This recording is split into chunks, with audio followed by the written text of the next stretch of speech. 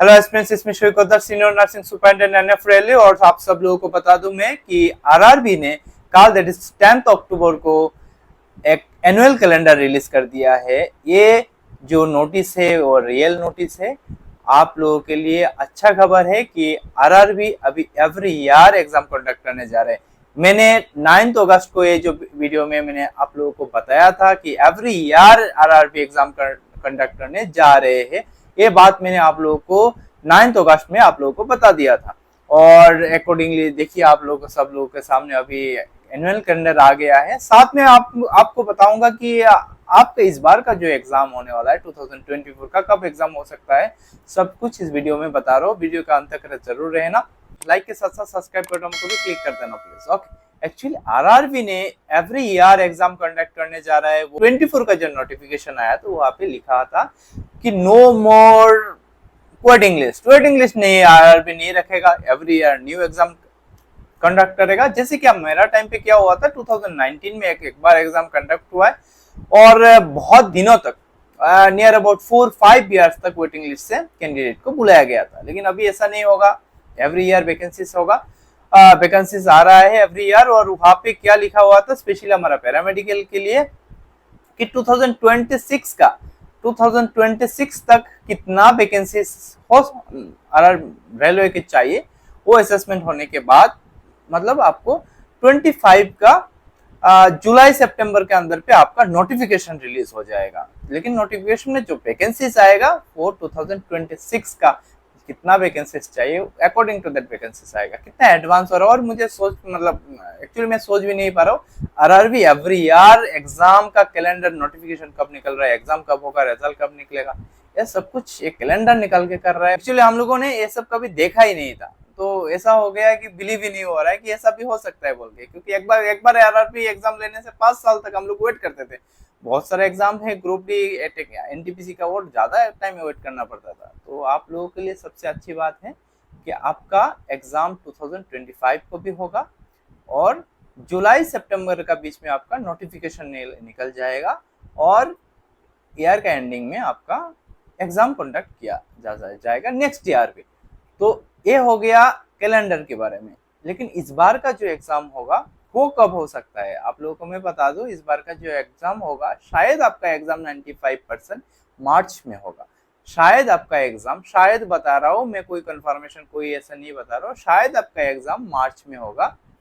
लेकिन कुछ नोटिफिकेशन निकला है, आप लोग इसको लेके बहुत वायरल हो रहा है। और मुझे बहुत लोगों ने क्वेश्चन पूछा है क्या ये रियल है।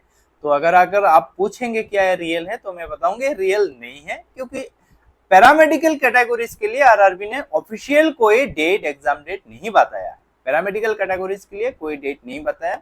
हाँ, आपका एसआई का, आरपीएफ एसआई के लिए, एएलपी के लिए और जेई के लिए, ये सब कुछ 4-5 एग्जाम के लिए डेट जरूर बताया है। और ऑफिशियली पैरामेडिकल के लिए कोई डेट नहीं बताया। तो इसलिए मैं नहीं बोल सकता कि एग्जाम जरूर मार्च में होगा बोल के, ऐसा नहीं बोल रहा हूँ मैं, लेकिन होने का चांसेस बहुत ज्यादा है।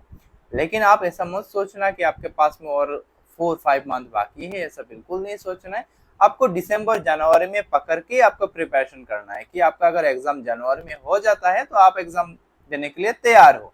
मेंटली वो प्रिपरेशन रहने दीजिए आपका। अगर एग्जाम मार्च में होता है उसके लिए आपको थोड़ा बेनिफिट हो जाएगा और थोड़ा टाइम मिल जाएगा। लेकिन आपका मेंटली प्रिपरेशन दिसंबर जनवरी तक रख दीजिए, शायद एग्जाम मार्च में होगा। तो कैलेंडर निकलने से क्या फायदा है? फायदा वही है, आप जब पढ़ाई करते हो तो आपका एक स्ट्रेस लेवल होता है कि ऑल ओवर इंडिया पे ओनली 700 पोस्ट है, तो क्या मेरा सिलेक्शन होगा यार, मेरा तो शायद नहीं होगा, ऐसा मन में आता है। लो तो एक कैलेंडर आने के बाद आपका क्या होता है, अगर प्रिपरेशन आपका साथ है आप अपकमिंग डेज में भी एग्जाम दे पाओगे। इसलिए मैं सबको मैंने बहुत पहले से अगस्त से मैं बता रहा था आपका प्रिपरेशन कभी खाली नहीं जाएगा, आपका सिलेक्शन जरूर होगा अगर आप कंसिस्टेंसी के साथ आप प्रिपरेशन करते हैं।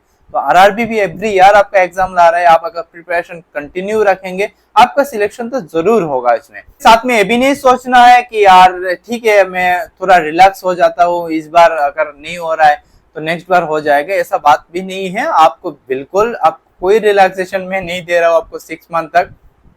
आप एवरी डे आप कंसिस्टेंसी के साथ बहुत आपको जितना बेस्ट दे सकते हो इतना पढ़ाई करिए। क्योंकि आपका इस बार अगर हाफ मार्क नहीं हाफ मार्क्स के लिए नहीं हो रहा है तभी नेक्स्ट टाइम होगा। अगर आपका इस बार 4-5 मार्क 10 मार्क के लिए रह गए हो तो नेक्स्ट टाइम पे भी आपका रिस्क रह जाता है। तो अभी के लिए बेस्ट आपको देना है।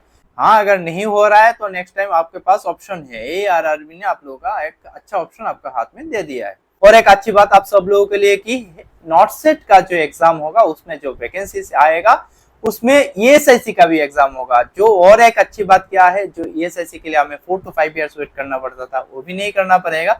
एवरी ईयर 2 टाइम जो आपका एग्जाम होगा वहां पे ESIC का वैकेंसीज भी आएगा। आप ESIC में भी जा सकते हो नॉट सेट अपेयर्स करके। मुझे नहीं लग रहा है ESIC में 80-20 होगा बोल के, मुझे नहीं लग रहा है, क्योंकि सेंट्रल गवर्नमेंट इंस्टीट्यूशन है वो। अब वो ऑटोनोमस इंस्टीट्यूशन नहीं है जैसे कि निग्रीम्स वगैरह जो होता था जहां से नॉट सेट से रिक्रूट हुआ था, वहां पे भी 80-20 अप्लाइड नहीं होता था। तो मुझे नहीं लगता है ESIC में 80-20 अप्लाइड होगा, और नहीं भी होना चाहिए कि ये सेंट्रल गवर्नमेंट ऑर्गेनाइजेशन है, ऑटोनोमस बॉडी नहीं है। तो वहां पे 80-20 लगने का चांसेस मुझे लगता है नहीं है। ठीक है, वहां पे जो लेटर निकला था वहां पे लिखा था कि जो पॉलिसीज होगा, एग्जाम पॉलिसीज है वो नॉट सेट की जैसा होगा। ESIC की या नॉट सेट जैसे पॉलिसीज लेके आया है ऐसे ही होगा। इसका मतलब ये भी हो सकता है कि एग्जाम जैसे होता है, प्री होता है, पोस्ट आपका मेन एग्जाम होता है, और आपका जो एज रिलैक्सेशन है, ये सब पॉलिसी शायद सेम होगा। लेकिन मुझे नहीं लग रहा है 80-20 से अप्लाइड होगा सेंट्रल गवर्नमेंट इंस्टीट्यूशन के लिए। और ये अच्छी बात है, एवरी ईयर्स एग्जाम आ रहा है। और सच बात बता दो, मुझे एक्चुअली अभी कभी कभी जेलस भी फील होता है आप लोगों के लिए। इतना एग्जाम है सामने, इतना पोस्ट है, इतना वैकेंसीज आ रहा है। हम जब पास आउट हुए थे, आपको बताता हूँ, कोई जोधपुर का 180, किसी का 150 वैकेंसीज, बहुत कम एम्स भी था। 4-5 साल वेट करना पड़ता था ESIC और रेलवे के लिए। आपको एवरी ईयर एग्जाम आ रहा है। ESIC का एवरी ईयर अभी 2 बार एग्जाम होगा। इतना सारा एम्स हो गए हैं, कितना और अदर्स ऑर्गेनाइजेशन है। Every year near about 7 to 8,000 आपके सामने जॉब है। आपको जस्ट कंसिस्टेंसी के साथ पढ़ना है और आपको एक जॉब लेना है। उसमें और कोई कुछ नहीं करना है। आपको 6-7 मंथ आपको सिर्फ देना है लाइफ से, और कुछ नहीं करना है। तो इसलिए मैं बता रहा हूँ, आप बिल्कुल 6-7 मंथ कोई आप रेस्ट नहीं लेना है, अच्छे से पढ़ाई करिए। ये इन्फॉर्मेशन देने के लिए मैं आया था कि ESIC का एग्जाम के बारे में बोलना था, और अभी एनुअल कैलेंडर के बारे में बोलना था। और मैंने आप लोगों को इस बार का जो एग्जाम कब होगा रेलवे का, वो मैं आप लोगों के सामने बोलना जरूरी था, मुझे लगा। और साथ में मैं आप लोगों के लिए नेक्स्ट इंपॉर्टेंट टॉपिक भी लेके आ रहा हूँ। मेडिकल सर्जिकल का लेके आऊंगा, इंपॉर्टेंट टॉपिक क्या हो सकता है, और साथ में एक इंपॉर्टेंट पॉडकास्ट भी होगा मेरे चैनल में। Thank you so much everybody, thank you.